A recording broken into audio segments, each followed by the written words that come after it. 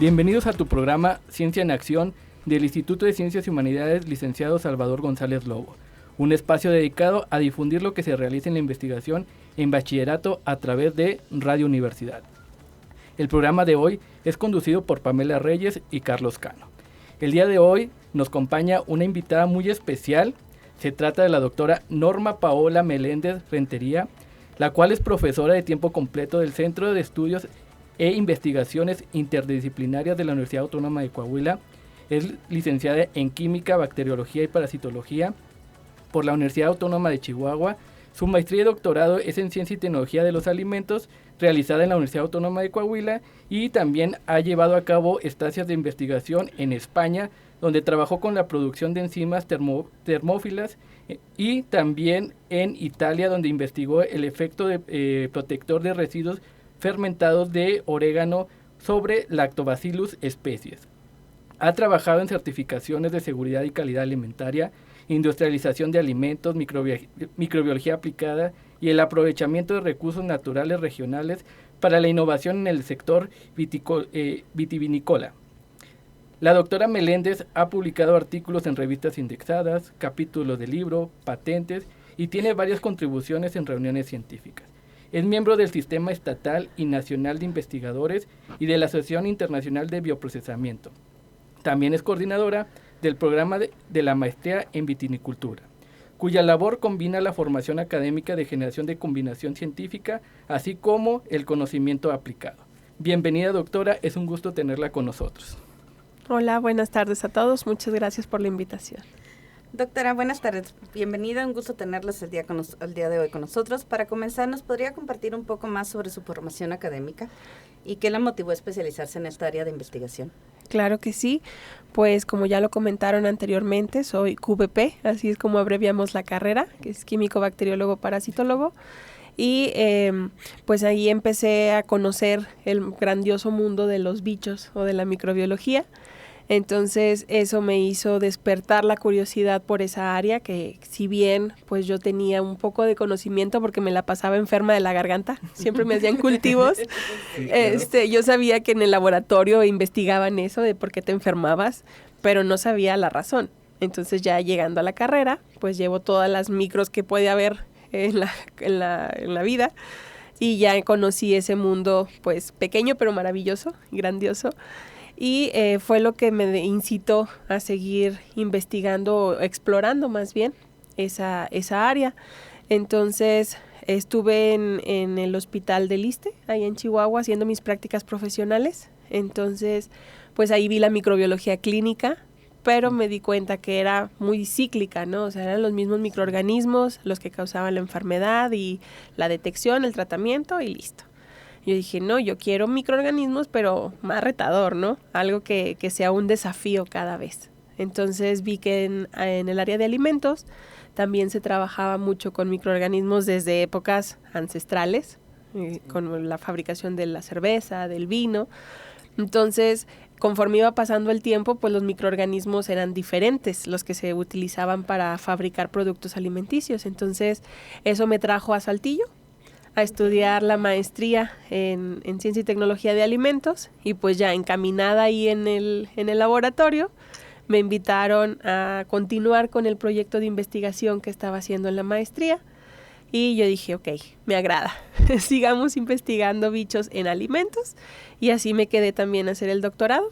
Entonces, pues se puede decir que mi especialidad va encaminada hacia la microbiología, pero como pues ya lo mencioné, los microorganismos están en diferentes áreas, no solo en la clínica o en los alimentos. Entonces he tenido la oportunidad de indagar o de trabajar con microorganismos en las diferentes áreas en las que los podemos encontrar.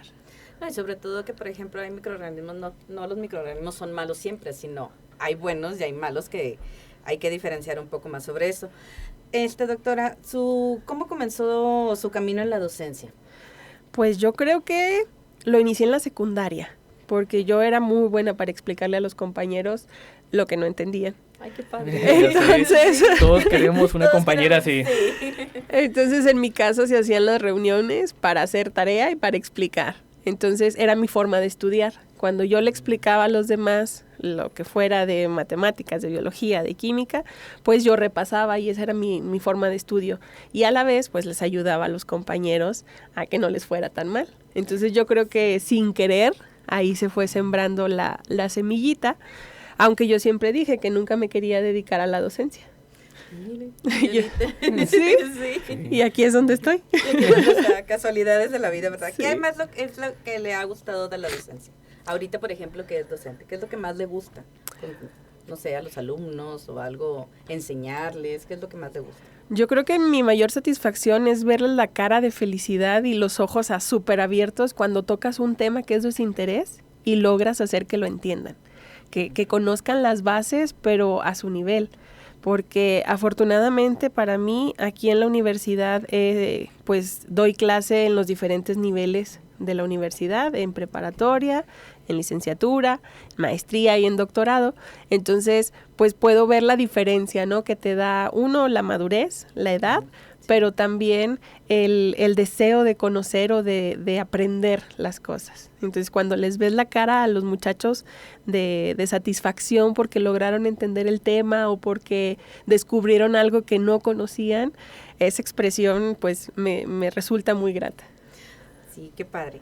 Por ejemplo, actualmente, ¿en qué se encuentra trabajando las líneas de investigación? Ya nos mencionó algo sobre microorganismos, pero actualmente, ¿qué es lo que trabaja ahorita hoy en día? Bueno, ahorita tengo varios proyectos que están encaminados hacia el sector vitivinícola, porque como sabemos, en Coahuila pues somos productores importantes de vino a nivel internacional. Entonces, aunque es un producto alimentario que se ha elaborado desde hace miles de años, pues todavía quedan áreas de investigación interesantes. Y en la que estamos explorando ahora va relacionada con los microorganismos, con las levaduras, pero ven que también está la tendencia en el mercado de consumir productos menos procesados o mínimamente procesados. Sí. Si hablamos en la vitivinicultura, eso se le llaman vinos de mínima intervención. Entonces, pues sabemos que el mercado va hacia allá y lo que estamos haciendo en el laboratorio es buscar cepas de levadura que permitan la fermentación del vino, pero que le aporten todos los componentes extra que ahora añadimos con sustancias químicas, con enzimas o con suplementos. Qué interesante, la verdad. Sí, ahí me parece muy interesante el procesamiento, pero creo que algunos tenemos dudas que es una levadura, o si nos puede dar algún ejemplo que a lo mejor lo podemos ver en la vida cotidiana, porque lo menciona como una parte fundamental en la producción de vinos, pero queremos cómo se relaciona o cómo podemos saber dónde podemos encontrar una levadura o qué aplicaciones tiene. Claro que sí. Las levaduras son uno de este grupo de bichos que podemos encontrar en los alimentos, que se caracteriza por producir gas cuando están activos bioquímicamente, ¿sí? Cuando están vivos. Okay. Una característica de su vitalidad es la producción de gas que a la vez que produce el gas nos produce otras moléculas interesantes, ¿no? Digámoslo así. Y una de ellas es el etanol o el alcohol que normalmente conocemos, ¿sí? De curación, por ejemplo. Entonces, las levaduras son esos microorganismos que utilizan el azúcar de la comida en donde estén para procesarla, producir alcohol y producir gas. Entonces, esa actividad de las levaduras la podemos encontrar en la cerveza, en el vino o en el pan. Si nosotros hacemos recuerdo de cómo es el pan de caja, por ejemplo, ¿se acuerdan que tiene la migaja unos espacios de aire? Sí, unas burbujitas. Sí. Entonces, esas burbujitas es donde se almacena el gas que hizo la levadura al momento de consumir los azúcares del gluten o del trigo, del maíz, de lo que estemos ahí trabajando, ¿no? Entonces, así es como funcionan las levaduras y en el vino, específicamente, las levaduras utilizan los azúcares del jugo de la uva para producir el alcohol, el etanol y otros componentes como el gas, como el CO2. Entonces, dentro de esos componentes extras es lo que nosotros estamos buscando. Pues suena muy interesante y creo que nos queda un poco más claro cómo funciona la levadura y la importancia en el proceso de este tipo de alimentos. Sí. Por ejemplo, ahorita que nos menciona usted que también es docente en bachillerato, Por ejemplo, ¿nos podría platicar si ahorita tiene proyectos científicos donde se han involucrado estudiantes de preparatoria? Pues por ahora activos no, Okay. porque la escuela en donde estoy es el Instituto de Lenguas Extranjeras, es la preparatoria más reciente de la universidad, entonces todavía no tenemos habilitados los espacios con laboratorio para trabajar ahí con los muchachos. Entonces apenas estamos buscando las estrategias para poderlos trasladar a las facultades o a las otras escuelas donde sí tenemos las facilidades de laboratorio y empezar a trabajar con los chicos que estén interesados, obviamente, en seguir conociendo, aprendiendo, explorando, pues alguna de estas particularidades, ¿no?, que estamos trabajando de las levaduras. Pero por ejemplo, involucrado estudiantes, digo, ahorita sé que en este momento no, pero anteriormente ha trabajado con estudiantes de preparatoria en proyectos. Sí, lo que estoy haciendo es, dentro de mis clases, como les menciono, no tenemos un laboratorio habilitado, pero estoy intentando llevar prácticas sencillas que podamos hacer o en el salón de clase o en las canchas, si necesitamos más espacio. Okay. Entonces, específicamente doy la materia de biología ahí en la preparatoria. Entonces, con los chicos hemos hecho, por ejemplo, el sembrar semillitas para ir entendiendo el desarrollo de los seres vivos vegetales, las plantas, sí, y que ellos vayan conociendo desde el proceso de reproducción, la germinación, cómo van creciendo las plántulas, cómo se diferencian y que entiendan todo ese ciclo de vida, ¿no? Pero de una manera palpable, no nada más explicado con dibujitos o con las actividades que solemos dar. ¿no? Ajá. Que solamente lo ven así en dibujo y dicen, no, pues sí, pero ya más así. Sí, entonces más a la realidad. Exacto. Sí. Entonces es lo que estamos trabajando, hacer ahí en el laboratorio, en el salón de clase o en la explanada, en la cancha, actividades pequeñas, pero que van sembrando esa curiosidad y ese deseo por la investigación, ¿no? Un poquito de vocaciones. Un poquito de vocación. Y, por ejemplo, esas prácticas que usted realiza, doctora, ¿cómo ve a los estudiantes? ¿Se emocionan o están así como que, cómo los ve? Sí, los chicos les gusta. Entiendo que ellos son de la generación que pasó una buena parte de la secundaria en pandemia. Entonces no tuvieron la oportunidad que a lo mejor otras generaciones sí llevaron de tener un laboratorio de química, de física en la secundaria. Entonces para ellos tener esta parte práctica pues resulta novedoso y más que los hace entender fenómenos, en este caso naturales, biológicos, pues para ellos es más fácil asimilar los conceptos y los mecanismos que tiene la vida de esa manera, así con sus propias manos y con sus ojos. Sí, sobre todo que ellos, bueno, son una generación de pandemia que igual sí, pues sí se les complicó un poco, la verdad, sí, esa parte. Ahorita que menciona la doctora respecto a cómo ha integrado las prácticas en el salón o en el patio, creo que una de las habilidades que tiene un investigador es eso, la creatividad, ¿no? O sea, no limitarse por no tener algo, sino buscar la estrategia en la cual lo tengo que hacer o mejorar ese aspecto. Y la creatividad también la tienen mucho los alumnos, o sea, a veces uno nos limitamos y los alumnos tienen esa idea de cómo hacer las cosas, también eso es lo gran importante, cómo se involucran, se integran en buscar la solución a algo que a través de la investigación, que ellos no lo notan que están haciendo investigación porque sí, es implícito, pero el buscar buscar una solución a algún problema, ya están implementando eso de la investigación a su corta edad, que a lo mejor para ellos no lo han notado, pero es importante recalcarlo para que logren esto a futuro en una facultad o ya en un posgrado. Claro, y sobre todo creo que también es importante a este nivel, al de bachillerato, que nosotros nos adaptemos también al grupo, no nada más llevar al grupo como nosotros queremos dar la clase, porque me ha tocado en varias de las sesiones que hemos tenido que yo llevo mi planteamiento de clase de una manera, pero el grupo no está a modo para hacerlo de esa forma. Entonces tengo que acoplar las actividades o tengo que dejar un poquito de lado el libro y decir, ok, vamos a hacer un Kahoot. Y el que gane va a tener 3 puntos o el que responda no sé qué. Y de esa manera, pues lo haces al modo de ellos, para que sea la educación y la ciencia, pero más sencilla, más simple a su edad y a su manera de ver la vida. Sí, sobre todo esa parte que, por ejemplo, uno a lo mejor, pues no sé, por los estudios que tenemos, lo queremos hacer, pues la manera como teórica de que aprendan los conceptos, pero nuevas generaciones son totalmente diferentes a como nosotros lo aprendimos en su momento. Así es. Eso sí. ¿Qué opina usted de las nuevas generaciones de los estudiantes de preparatoria? ¿Creen que están interesados en realizar proyectos de investigación o cómo los ve usted con esa curiosidad, si tienen algo sobre la investigación? Yo siento que todavía no están convencidos de ciencia, por ejemplo, o de investigación porque no la conocen.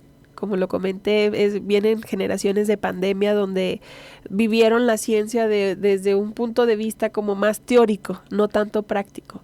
Y me he dado cuenta que estas generaciones sí tienen potencial para seguir en la investigación, pero necesitamos incentivarles esa curiosidad o despertarles el deseo de conocer, de explorar otras maneras de aprender. No nada más leer, estudiar, memorizar y luego voy y lo vomito todo en el examen, ¿no?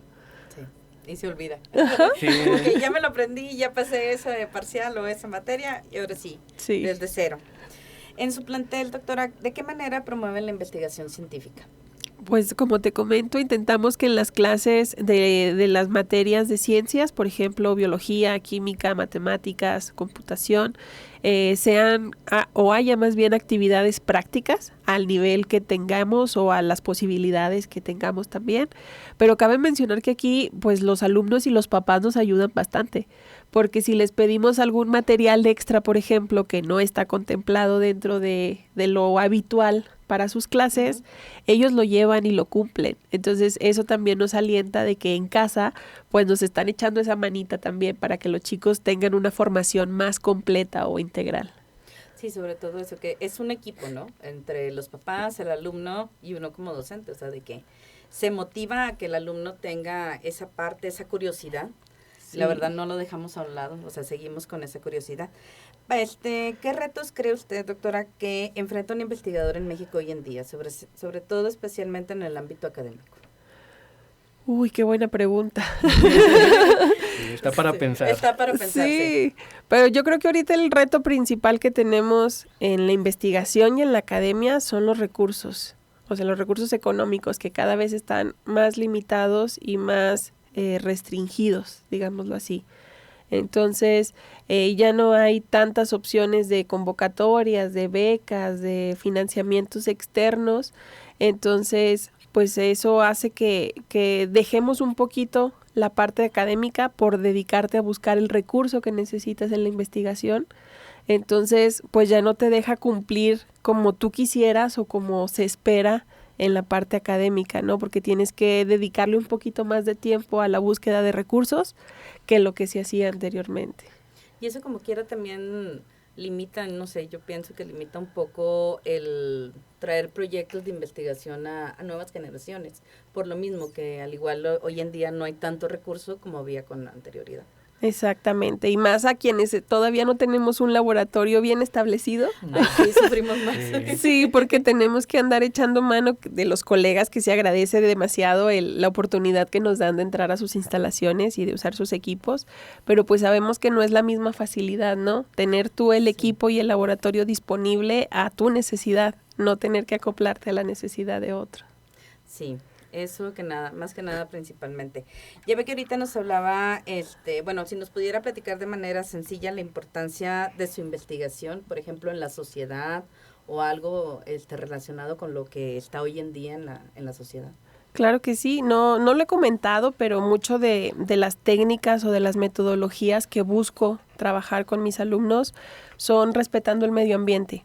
Entonces me gusta trabajar con esa parte de la responsabilidad social.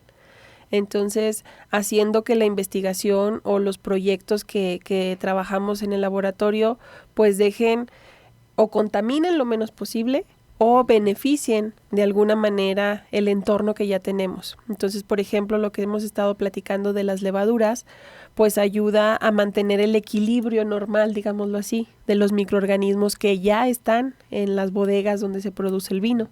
Entonces ya no estamos metiendo microorganismos que no son del lugar y que pueden incluso llegar a contaminar o a terminar con los microorganismos nativos de aquí de Coahuila.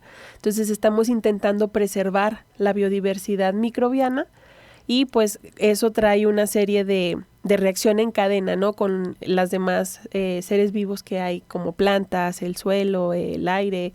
tiene diferentes beneficios o aporta diferentes situaciones o soluciones al medio ambiente que si bien no está en mis manos la evaluación ahorita, sé que es algo que por consecuencia se va a dar. Okay. Sí, sobre todo ayuda a lo que es el ambiente, porque ahorita pues ya no es tanto, es ayudar a mejorar lo que ya tenemos, sino no contaminar más de lo que ya, pues lo que tenemos ahorita, sobre todo en nuestro estado. Sí, tenemos demasiada alternativa. Yo creo que el objetivo es actuar como lo estás haciendo y también agradecerlo porque no cualquiera se da el tiempo de buscar un problema y tratar de solucionarlo. Y vivimos en un estado que tiene gran aprovechamiento y ese es nuestro objetivo, ver lo que tiene y poder lograr algo mejor de lo que ya está. Y apoyar el medio ambiente es como uno de los objetivos primordiales que debemos de tener como investigadores. Sí, yo creo que más en el área en el que me desenvuelvo, ¿no? Que va relacionada a la biología, a las ciencias de la vida, sí. Pues sería muy ilógico, ¿no? De mi parte, estar haciendo investigación o estar planteando soluciones, pero perdiendo de vista ese objetivo. Sí. Doctora, a mí me quedó una duda ahorita que el doctor Carlos la estaba presentando. ¿Qué son las enzimas termófilas? A mí me quedó la duda, dije, y eso, nunca había escuchado ese término. ¿A qué se refiere? Suena muy científico. Sí, muy científico. Dije, ¿cuáles son esas enzimas? Bueno, primero vamos a empar por lo básico, ¿no? Sí. Una enzima. Por favor, porque de repente no entendemos. Sí. Pues sabemos que en la vida tenemos 4 moléculas principales para vivir. Los carbohidratos o los azúcares, como comúnmente se conocen, las grasas o los ácidos grasos, las proteínas y los ácidos nucleicos, que los ácidos nucleicos es lo que nos da la genética, ¿sí? La información. Sí. Entonces, en las proteínas tenemos un grupo que se llaman enzimas. Entonces, esos son como activadores de reacciones químicas en nuestro cuerpo, ¿sí? Así lo podemos ver. Son como la llavecita que permite abrir el candado para que una reacción empiece a desenvolverse. Y si esas enzimas las utilizamos en el área industrial, por ejemplo, en el área de vinos, que es lo que hemos estado platicando más, pues hay una enzima que se llama glucanasa, que esa funciona a la temperatura ambiente, o sea, la temperatura a la que estamos normalmente. Y existen otras que funcionan a temperaturas altas, arriba de los 40 grados, 45, 50. Esas son las termófilas, las que necesitan una temperatura alta para funcionar. Pues bueno, sí, creo que ya tuvimos una clase muy especial de la doctora en el área de biología, que a lo mejor muchos ya llevamos biología y nos estamos recordando respecto a eso, pero vamos a darle un tiempo a la doctora para que continuemos con su entrevista. Nos vamos a una breve pausa musical y regresamos para pues empaparnos de toda esta información, conocimiento que nos está proporcionando la doctora. Quédate con nosotros. Esto es Ciencia en Acción.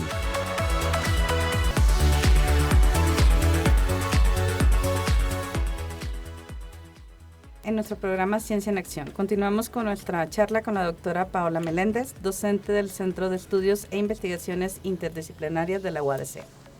Bueno, estamos aquí de regreso y claro que vamos a seguir con preguntas porque es muy interesante todo lo que nos proporciona la doctora y queremos saber... sabemos que combina la investigación y la docencia. ¿Cómo influye su trabajo científico en la enseñanza en bachillerato, en licenciatura y en posgrado? Porque como lo han mencionado, son diferentes etapas, el conocimiento es diferente y la madurez también de los alumnos. Híjole, creo que eso hace que me extienda mucho en mis explicaciones. Adelante, tenemos tiempo. Sí. Siempre quiero explicarle a los chicos todos los detalles. Aunque yo digan, es que yo me acuerdo que en la prepa a mí me lo enseñaron así de sencillo, yo digo, no, es que es interesante que ellos sepan el por qué eso, o cómo sucede eso. Entonces les explico con más detalle, les explico con más ejemplos. Me gusta mucho utilizar ejemplos de la vida cotidiana en las clases, y pues mucho viene de la experiencia que me ha dado el laboratorio o también la industria, porque pues, no les comenté, pero también estuve en la industria de alimentos unos años. Entonces ahí aprendí pues la ciencia aplicada, tal cual, y pues todo lo que tengo en el laboratorio me ha ayudado con la ciencia básica, ¿no? Entonces en las clases intento hacer un mix de estas dos y explicarles a los chicos desde la parte teórica, pero también la parte práctica. Entonces, muchas veces me ha facilitado materias teóricas o tediosas el llevarles ejemplos prácticos y reales sobre todo. Contárselos como experiencia personal, ¿no? De que a mí me tocó una vez un problema de no sé qué, y lo resolvimos así.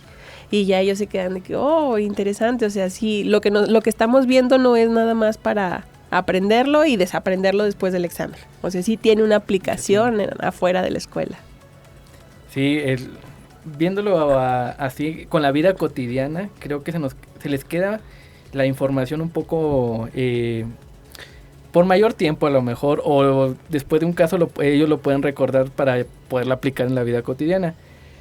Respecto a los alumnos, ¿qué cree que sea importante o qué habilidades fundamentales debería de tener un alumno para generar investigación? Pues lo principal, curiosidad. Si no tienes curiosidad, no te vas a cuestionar nada. Y si no hay cuestionamiento, pues no hay interés por conocer. Entonces, la curiosidad creo que es algo que podemos despertar nosotros en el aula, trabajando desde chiquitos, no solo con los de prepa, incluso los niveles más básicos.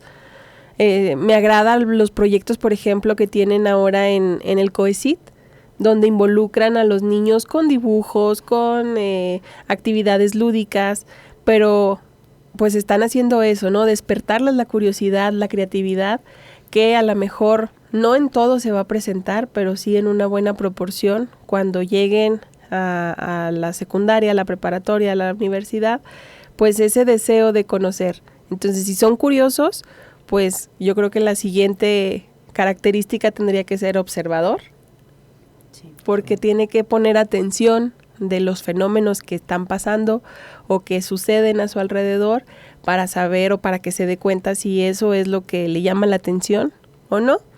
Y si ya logramos pasar a esa parte de observar, pues también organizar, ser bastante práctico y metódico para que pueda encontrar o mantener todos sus datos, toda su información, a lo mejor no organizada de la A a la Z, pero que sepa en dónde está. Porque eso me he dado cuenta, que los científicos a veces no somos organizados en orden alfabético, del más chico al más grande, pero sí sabemos en dónde están las cosas. Sí, eso es importante. Creo que es una habilidad que desarrollamos o ya la tenemos de un tipo de organización que no es tan organizada comúnmente.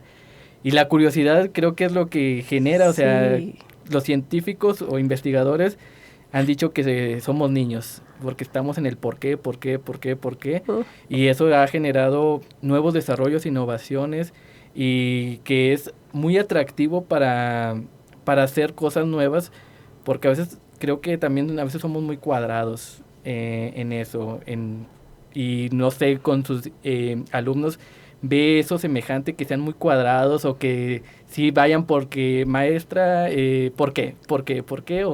O lo que dicen y ahí se quedan. Es como que cuestión de confianza. Al principio, o sea, cuando recién empezamos semestre, que no nos conocemos todavía, no preguntan, no interactúan, no participan, pero ya conforme van avanzando y empiezo yo a preguntar o empiezo yo a ponerles ejemplos de la vida cotidiana, ellos se interesan. Entonces ya, por ejemplo, ahora con los chicos de bachillerato les di clase todo el semestre pasado y este semestre es el mismo grupo, entonces ya los conozco a todos.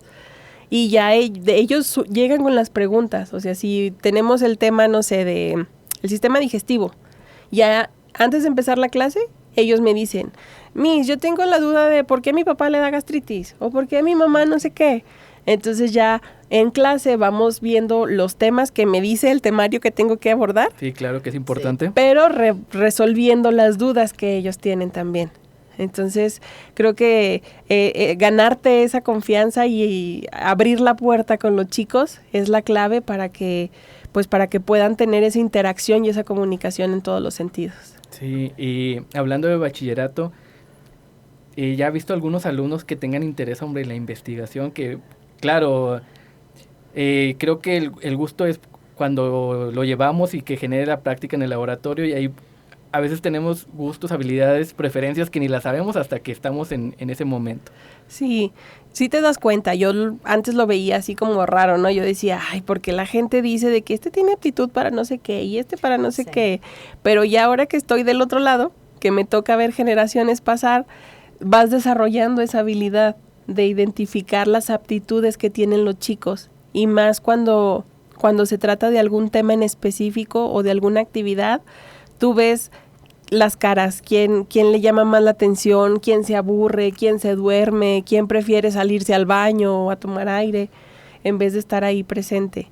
Entonces, creo que para poder ayudarle a los chicos en que definan el área que quieren estudiar, no precisamente la biología, que es lo que a mí me gusta trabajar o lo que estoy, sino cualquiera de las ramas o de las ciencias que existen, es importante esa interacción con la gente especializada. Por ejemplo, que haya una feria de ciencias, pero no solo de ciencias básicas, o una feria de emprendedores, pero que no se enfoquen en una sola rama de la industria, por ejemplo, sino que tengan la oportunidad de, en prepa, interactuar con personas o con profesionales de las diferentes áreas que pueda haber, las más que se puedan, sabemos que es imposible abarcarlas todas, Sí, claro. para que ellos puedan interactuar con los profesionales del área que piensan, que les gusta, para que se den cuenta si de verdad va por ahí su vocación o no.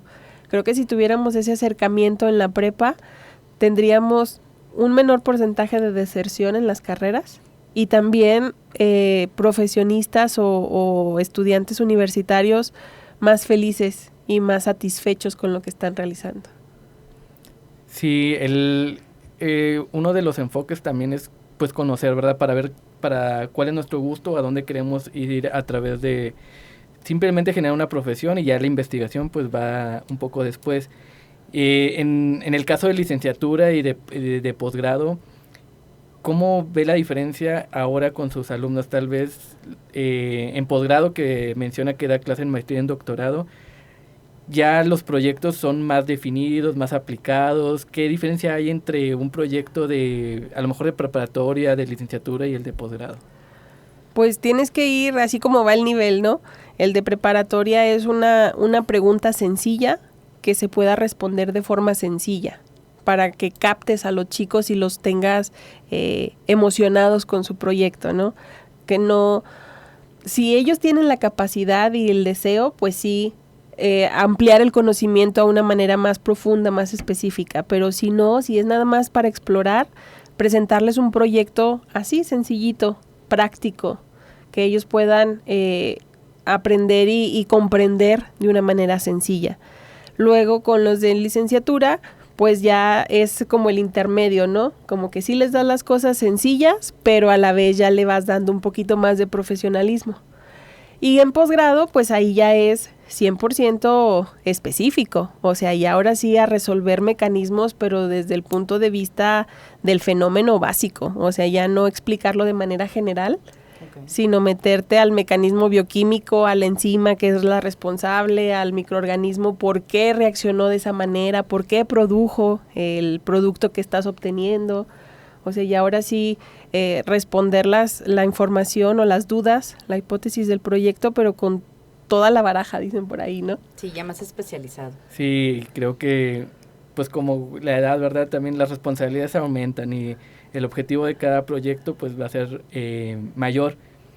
Y hablando de eso, ya que contribuye en posgrados, ¿hay algunos proyectos que para usted sean más impactantes o que crea que ha generado un mayor interés en eso?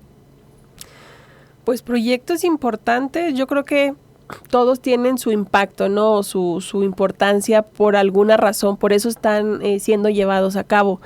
No creo que haya un proyecto más importante que otro, dado que las circunstancias cambian día con día. O sea, puede ser, nos pasó ahora en pandemia, que pusimos demasiado foco, demasiada atención al tema ambiental, al tema de salud, al tema de higiene, pero no por eso dejó de necesitarse un desarrollo tecnológico, un desarrollo industrial, ¿sí? Entonces yo creo que pues todo va como por momentos. Entonces todos los proyectos son importantes, pero cada uno va a tener su momento o su oportunidad de destacar más. solo hay que estar atentos a ese momento. Claro. Y en su reseña nos compartió también que hizo unas estancias de investigación muy importantes en Europa, tanto en España como en Italia. Nos podría hablar tanto de su experiencia también en la investigación, pero también algo cultural que nos podría mencionar. Claro que sí. Bueno, para empezar, yo siempre fui alma errante. Yo no soy coahuilense, yo soy chihuahuense. Entonces, yo tenía claro que no quería quedarme cerca de casa. Yo quería conocer, explorar otros lugares, ¿no? Eso me hizo moverme a Saltillo para estudiar los posgrados. Y ya cuando estando en la maestría se da la oportunidad de viajar a España, pues yo estaba encantada de la vida porque era mi oportunidad de brincar el charco, ¿no? Dicen por ahí. Sí. Entonces llegar a un lugar, sí, igual con algunas tradiciones similares a México, porque recordemos que fuimos conquistados por españoles, pero si bien pues el entorno de Europa es muy distinto al que estamos acostumbrados en México, o donde yo crecí en una ciudad muy joven, sí, que era la ciudad más joven de todo el estado de Chihuahua. Entonces para mí ver un edificio de cantera, pues no, hasta que yo llegué a la Chihuahua capital lo conocí, porque en mi ciudad natal eso no había, Sí, claro. o toda la arquitectura era de los años 50, 60 para acá. Entonces, pues yo no conocía calles empedradas, yo no conocía carretas, cosas de ese estilo. Entonces, llegar a Saltillo, ahí fue el primer choque cultural, ¿no? Que Saltillo sí tiene mucho esa parte colonial. Y luego ya me voy a España y pues allá es otra manera distinta de vivir, desde las costumbres, o sea, los horarios de comer, de dormir, de cenar, no se parecen a los que tenemos en México. Entonces yo a veces quería despertar en la mañana y ir a comprar algo para comer y pues no, todo está cerrado porque se levantan más tarde. O de que yo a las 8 ya quería cenar para irme a dormir y no, ellos cierran a las 10, a las 11. Entonces si quedaba de cenar con los amigos que hacía allá, pues espérate o cómete algo mientras para que aguantes hasta la hora. Entonces ahí fue donde de verdad me di cuenta que sí, cada país tiene su encanto, ¿no? Tiene su oportunidad. Y respecto a la investigación, pues también fue bastante retador porque pues cuando te formas en el posgrado, digamos que te haces al modo del grupo de trabajo donde estás. Sí. Te acoplas a tu director, a tus asesores, a los compañeros, a la generación en la que estás, ¿no? Pero llegar allá donde no conoces a nadie, donde ellos son un grupo establecido y tú eres la que llega como bicho raro, que te tienes que adaptar a ellos, ese fue un reto, porque pues era otra manera de trabajar. Entonces a lo mejor a mí me gustaba ser ordenada y antes de empezar experimentos tener todo mi material listo y todos los reactivos preparados, y ellos no, o sea, ellos iban preparando al momento, de que vamos a hacer esta técnica, prepara los reactivos, esteriliza el material. Y yo así de que, es que vamos a perder mucho tiempo. Sí. No avanzamos. Ajá, pero ya te das cuenta que así es la manera de trabajar de ellos.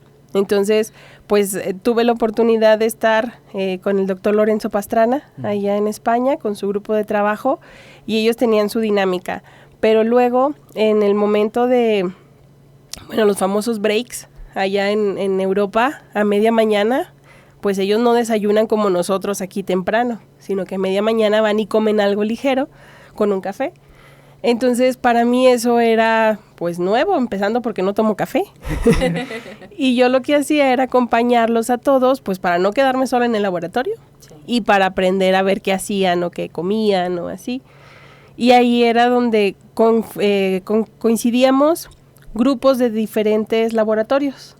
Entonces ya me di cuenta que en el laboratorio donde yo estaba trabajaban de esa manera, pero en el laboratorio de enseguida, ahí era otra dinámica completamente diferente, donde la doctora no los dejaba entrar al laboratorio, sino le entregaban como su diagrama de flujo de proceso de lo que iban a hacer en el día.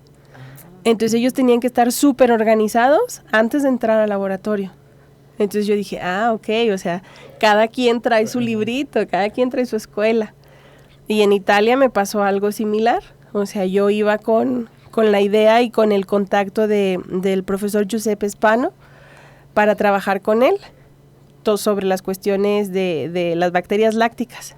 Pero ya estando allá, me dice, oye, es que ya vi los resultados de tu proyecto, ya vi los artículos que ha publicado la gente con la que trabajas y me parece interesante explorar la parte de la afección que tiene el extracto que tú quieres probar, pero en las células del intestino.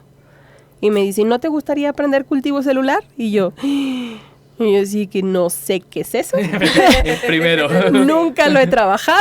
Si me enseña, yo encantada, porque yo no venía a hacer eso. Y me dice, sí, te voy a mandar a la escuela de medicina y allá vas a hacer toda esa parte. Y yo, ok, entonces ahí fue un plus, porque yo no iba para enseñarme o para aprender técnicas de cultivo celular, o sea, yo iba para seguir trabajando los bichos que yo conocía.